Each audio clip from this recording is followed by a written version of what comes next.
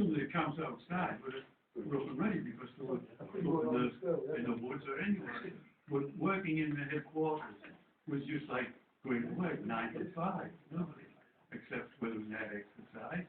I was working partly for I was 6 months in the legal section, and I went into command signals, and that was what I was doing, clerking. So when I came out, I just took the uniform up and started work again, doing exactly the same.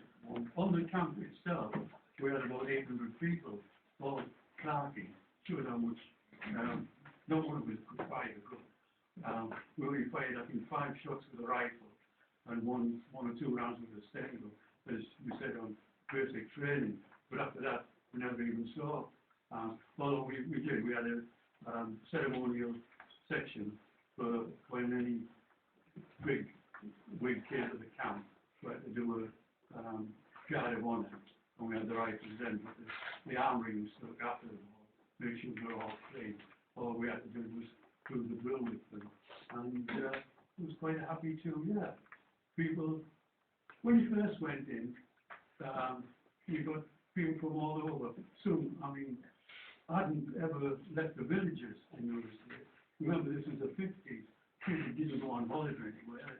Might have gone as far as Scarborough. They thought they'd, be at the other end of the world. But they certainly found themselves in RAF, probably in Germany, Egypt, and places like that, where it was a completely different life. And remember, they were on the equivalent of 50 pence a week. That was your wage to live on. To buy cigarettes in the nappy or whatever. Things were cheap, but you weren't making a fortune out of it. And in the last 6 months, when I was in production sales, you got paid the regular wage for that last 6 months because of it was just one of the things they decided to do. But otherwise, it was 10 shillings a week. And out of that, you had to send so much home to your parents, because if anything happened to you and you hadn't done that, they couldn't claim a pension from the area. I don't know what it was like in the army, but it was something similar. But you just had to send that home, and it was stopped out of your pay, sent home to your mother or your parents, and that was it. So you were living on probably half of your money, and you managed. What was the food like when well, again, I was on a child. We had excellent food. I mean, we were a big unit. The lunch was usually a choice of 3 main. There was soup, always soup. Choice of 3 main dishes.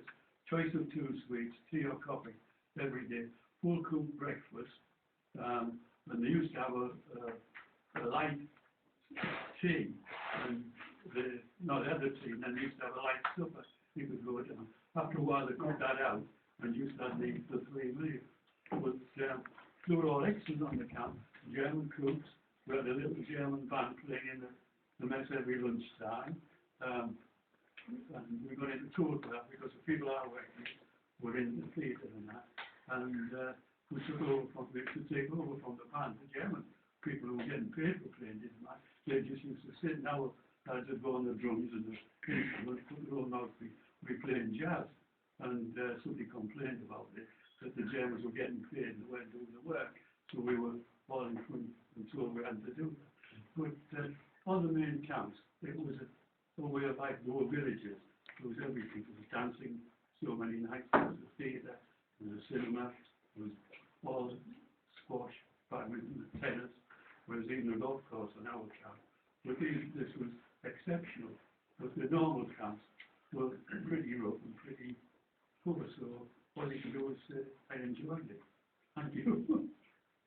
When we were talking outside, I just think it would be nice for the students, because I found it really interesting. You know, when you were saying then about you were kind of a lot of people who were into theatre, and you were talking about you to write your own concerts and put on. Yeah. Are you wanting to share that with them as well? Well, what we did, we've been to see a couple of shows, and most of, as I say, a lot of the people were professional, semi-pro, were getting called up. What we decided we could do was, well, on our own, so 3 of us sat down and we wrote the review, and then we put notices on the board. Anybody interested, come along. Well, this young lady, you might have been a singer, so she'd come along and say, oh, I'm a singer, somebody wanted to. The lady who was playing the piano for us, he had his cap and gown from the London College of Music, and he got called, you know, but he was a brilliant pianist.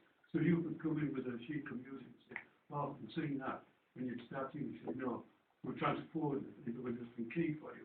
And he'd do it by sight, it was that good. So he could accompany anybody with any style of music. The drummer was a professional drummer.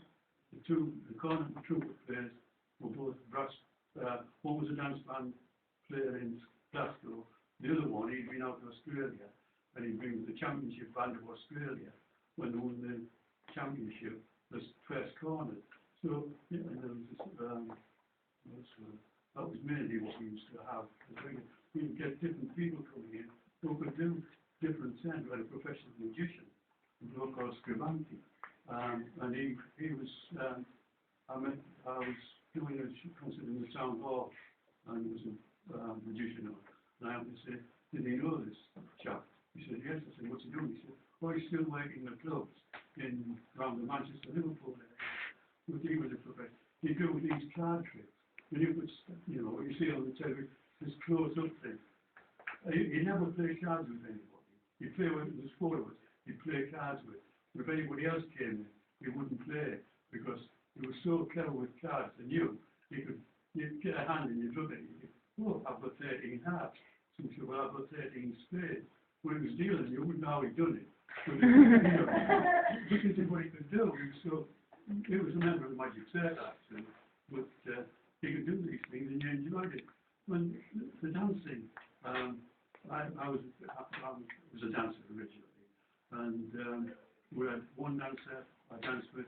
She'd been at the Scottish Ballet, and she'd grown too tall. She was nearly 5'11", but she was a tall lady, and she'd grown too tall to be a ballet dancer. She'd gone in the maths, but she could still dance. And the other girl, who I danced with, she'd worked in the Windmill Theatre in London, and then joined the WAF as a dancer. She joined the WAF, which had been a dancer. So you've got people like that who you're producing shows, and you didn't have to win. The producer we got was a professional producer.